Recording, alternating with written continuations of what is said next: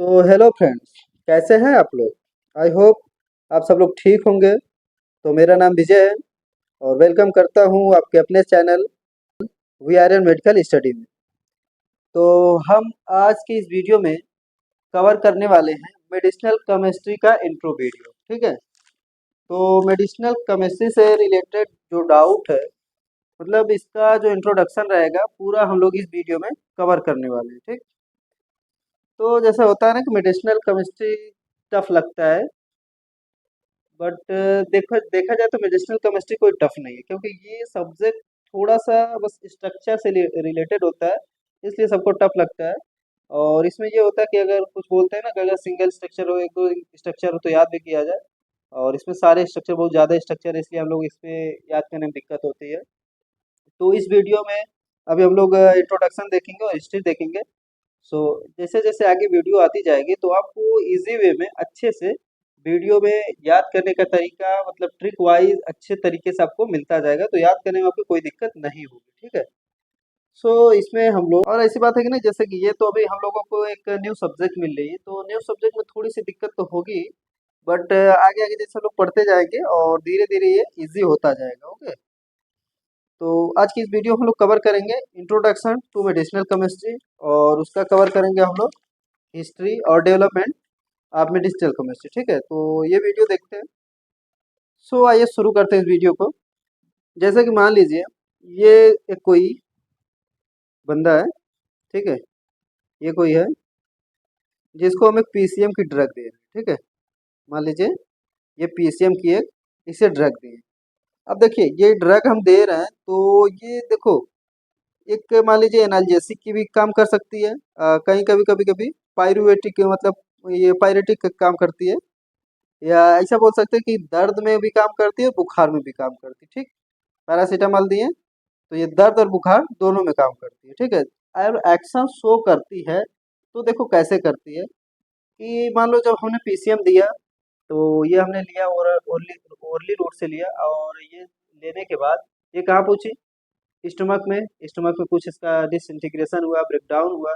अब उसके बाद ये कहाँ पहुंची, स्मॉल इंटेस्टाइन में, तो वहां से एब्जॉर्ब होना शुरू हुई। ठीक है, तो जब एब्जॉर्ब होना शुरू हुई, तो जहाँ पर यहाँ जहाँ इसका रिसेप्टर्स होगा वहां जाके बाइंड अप करेगा और आपका एक्शन शो करेगा।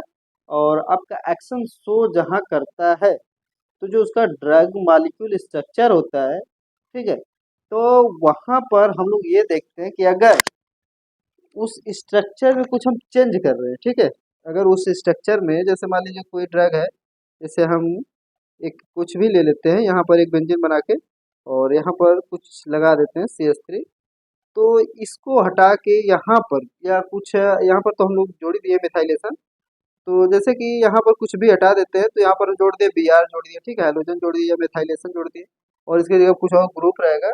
ठीक, तो इस हिसाब से उसकी क्या हम लोग बढ़ाएंगे, जो भी जो मॉलिक्यूलर स्ट्रक्चर रहेगा उसका हम लोग क्या बढ़ा रहे हैं, उसकी पोटेंसी को बढ़ा रहे हैं। ठीक है, उसकी पोटेंसी को बढ़ा रहे हैं किस लिए, कि मतलब अच्छी खास जब पोटेंसी उसकी बढ़ेगी तो अच्छा बायोलॉजिकल एक्शन हमको प्रोड्यूस होगा। ठीक, और उसकी देखो एक तो पोटेंसी को बढ़ा रहे हैं, ठीक है,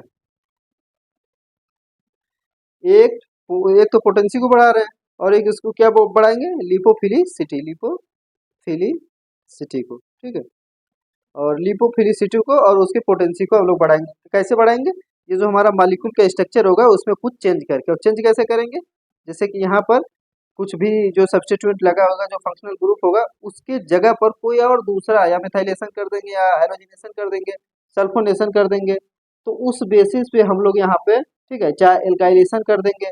तो यहाँ पर जब ये हम लोग करते हैं, यहाँ से हटाते हैं फंक्शनल ग्रुप और एक अटैच करते हैं दूसरा ग्रुप, तो यहाँ पर इसका क्या होगा, चेंज हो जाएगा, किसमें, इसके मॉलिक्यूलर स्ट्रक्चर से यहाँ चेंजिंग आ जाएगा। ठीक है, जब चेंजिंग आ जाएगा तो उसी को हम लोग क्या बोलते हैं यहाँ पर, SAR, यानी कि स्ट्रक्चरल एक्टिविटी रिलेशनशिप। देखो रिलेशनशिप रिलेशनशिप और रिलेशनशिप सुन के मजा तो आया होगा। चलो वैसे छोड़ो, हम लोग तो सिंगल हैं, तो वो सब बातें छोड़ो, हम लोग सिंगल रहेंगे, सिंगल ठीक है, साइंस वाले बंदे वैसे सिंगल रहते हैं। तो हम लोग क्या करना था, हम लोग क्या कर दिए, लिपोफिलिसिटी उसकी बढ़ाए, उसके बाद कैसे इसको, जैसे कि इसमें क्या करेंगे, जैसे कि मेथाइलेशन हो गया, ठीक है, या एल्काइलेशन हो गया, सल्फोनेशन हुआ, हैलोजिनेशन हुआ, ये सब चेंज करके हम लोग इसमें क्या करेंगे, उसके SAR में कुछ ना कुछ चेंजिंग आएगी, ये इसी बोलते हैं SAR। हमने क्या किया, ये जब एक्शन शो की उसके बाद हम लोग क्या करना है, जो हमारा बेंजीन है या कुछ भी ड्रग्स है उसके सब्स्टिट्यूएंट को हटा के, एक सब्स्टिट्यूएंट हटाएंगे दूसरा सब्स्टिट्यूएंट जोड़ेंगे या फंक्शनल ग्रुप जोड़ेंगे, तो वहाँ पर उसके स्ट्रक्चर में कुछ चेंजिंग आएगा। ठीक, उस चेंजिंग जब आएगा तो उसे क्या बोलेंगे हम, SAR। ठीक है, और SAR का फुल फॉर्म आपको पता होगा, स्ट्रक्चरल एक्टिविटी रिलेशनशिप। ओके, तो SAR तक हो गया। ठीक है, अब देखो कभी कभी होता है ना कि मान लीजिए कोई है, तो जैसे कि कुछ हम जोड़ दिए, लगभग मान लीजिए O2 NH2 जोड़ दिए। ठीक, अब NH2 जो होता है ज़्यादा हो सकता है, NH2 क्या करेगा, उसकी पोटेंसी को कम कर देगा। ठीक है, या टॉक्सिसिटी कॉज कर देगा। तो इस हिसाब से हम लोग ये भी पता करते हैं कि कौन सा ग्रुप जोड़ना है कौन सा ग्रुप नहीं जोड़ना है, तो उस बेसिस पे यहाँ भी हम लोग ये सब देखना पड़ता है। ठीक है, तो यहाँ इतना सब आपसे आपको क्लियर हुआ होगा कि ये सब क्या हम लोग पढ़ने वाले हैं। तो आइए थोड़ा सा इंट्रोडक्शन इसका देखते हैं कि मतलब इसका मतलब क्या है। देखो, introduction to medicinal chemistry. Okay, introduction to medicinal chemistry शुरू करते हैं। देखो, मेडिसिनल मतलब मेडिसिन से रिलेटेड, मेडिसिन यहाँ पर लिखा है, केमिस्ट्री यानी कि केमिस्ट्री से रिलेटेड है। ठीक है, यानी कि केमिस्ट्री किसकी, मेडिसिन की, तो मेडिसिन की केमिस्ट्री हम लोग इसमें पूरा देखने वाले हैं। देखो लिखा क्या क्या है कि medicinal chemistry involve the creation and refinement. अब देखो रिफाइनमेंट क्या होता है, medicinal chemistry involves medicinal chemistry involves the creation and refinement of molecules for the purpose of creating improving drugs. Okay, देखो यहाँ पर क्या मेडिसिनल केमिस्ट्री इन्वॉल्व्स, यानी कि मेडिसिनल केमिस्ट्री इन्वॉल्व्स होता है,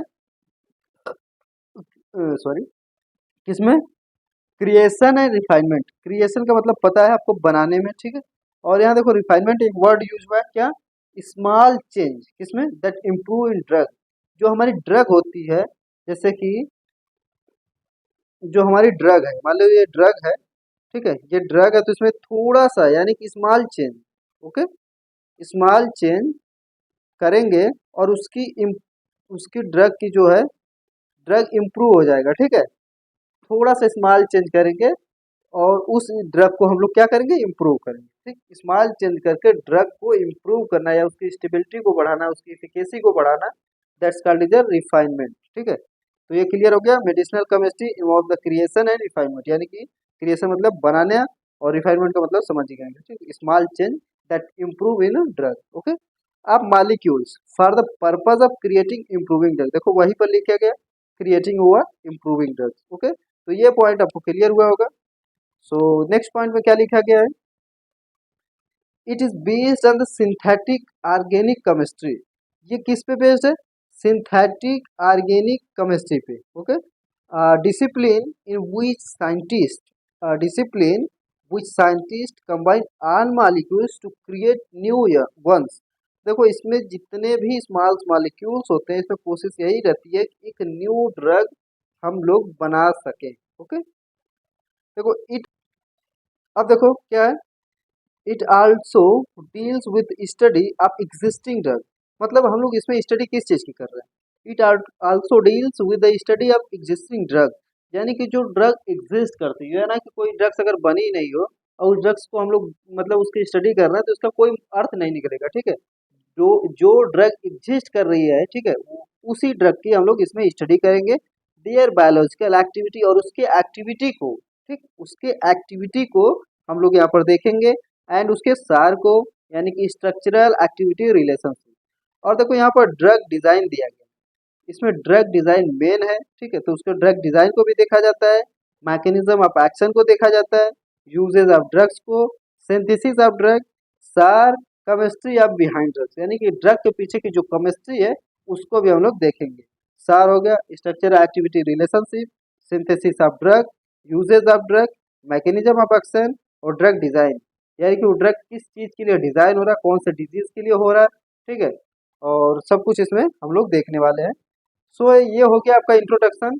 अब हम थोड़ा सा देखते हैं history and development of medicinal chemistry. Okay, so यहाँ से शुरू करते हैं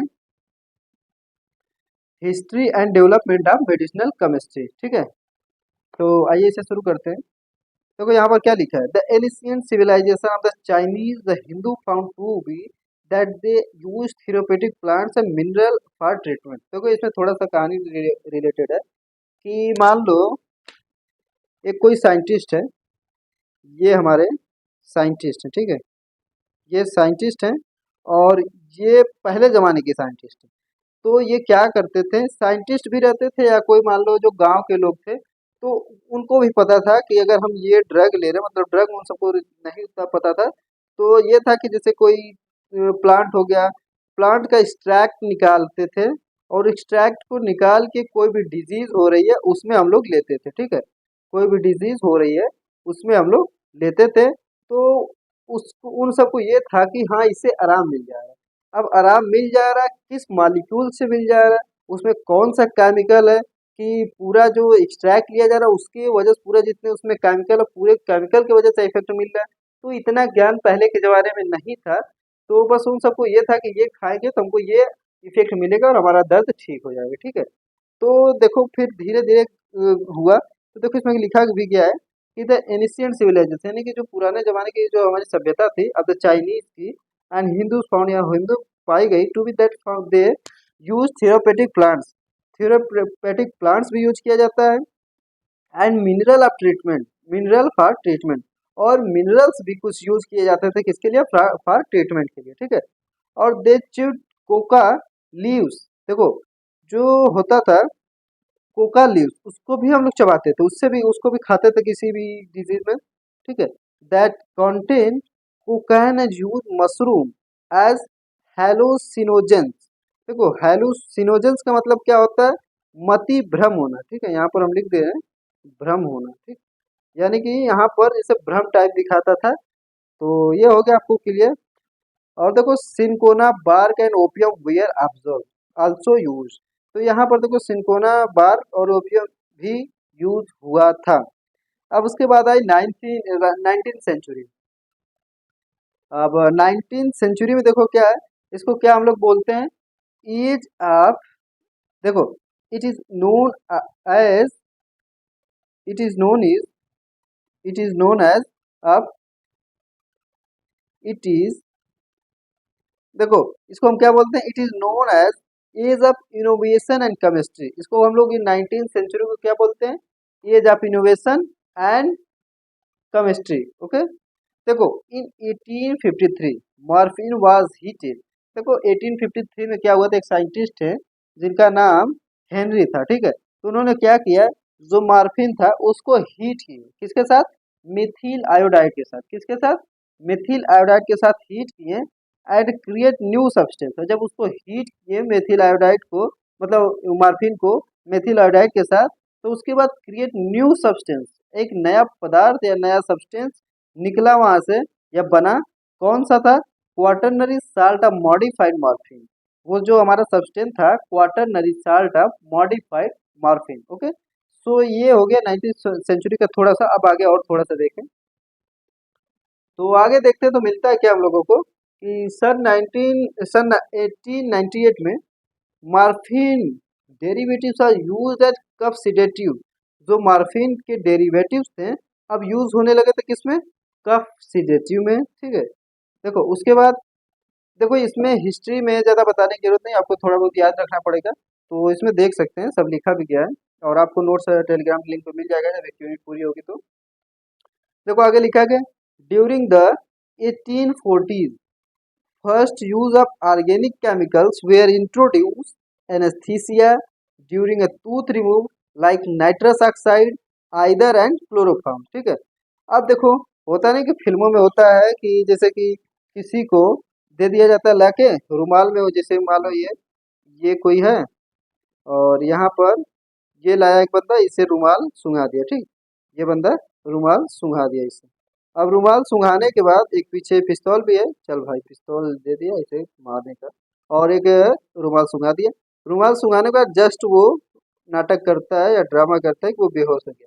लेकिन देखो इतना तेज क्लोरोफॉर्म काम नहीं करता जितने तेज से वो बेहोश होते हैं, ठीक। तो यहाँ पर यही हम लोग को पढ़ना है कि देखो ड्यूरिंग द 1840 में first use of organic chemicals were introduce anaesthesia. First organic chemical जो यूज हुआ था जैसे कि एनेस्थीसिया था ड्यूरिंग टूथ रिमूव। अब देखो tooth remove like nitrous oxide either and chloroform. तो एनेस्थीसिया का मतलब देखो, एनेस्थीसिया क्या है, एनेस्थीसिया। अब जो एनेस्थीसिया ये क्या काम करती है, देखो ये भी लोकल एंड जनरल में आता है, ठीक। अब जो लोकल होता है वो माइनर सर्जरी के लिए यूज होता है, माइनर सर्जरी के लिए, ओके।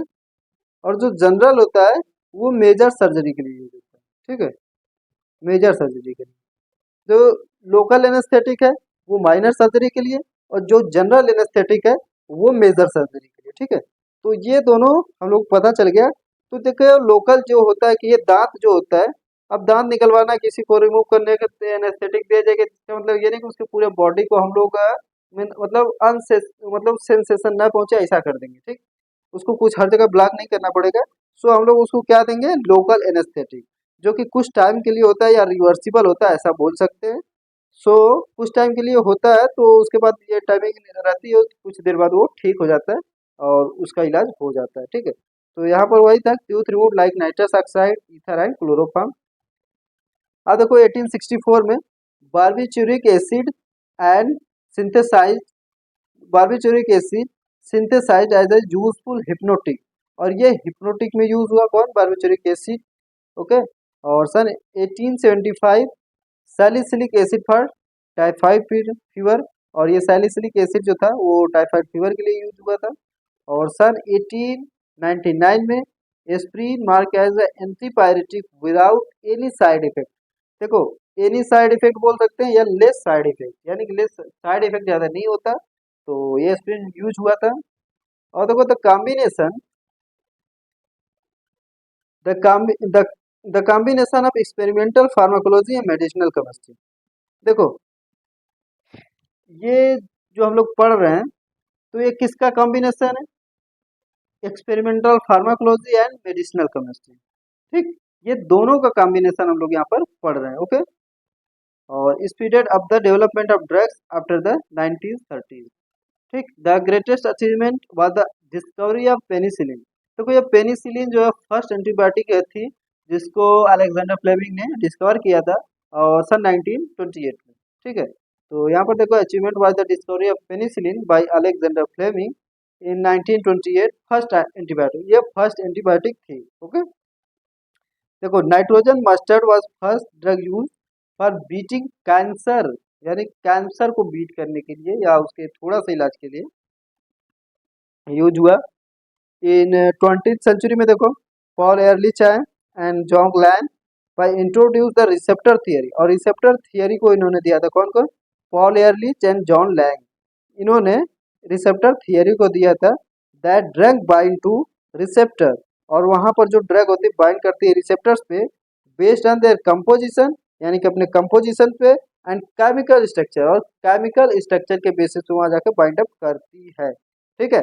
तो हम लोगों के यहाँ पर history, development of medicinal chemistry और इंट्रोडक्शन कवर होता है ये टॉपिक, ठीक है। तो इस वीडियो में बस इतना ही। अगर कुछ समझ में नहीं आया तो प्लीज़ कमेंट करके ज़रूर पूछिएगा। तो अब मिलते हैं किसी नेक्स्ट वीडियो में दूसरे टॉपिक के साथ, तब तक के लिए bye bye, thank you, have a nice day.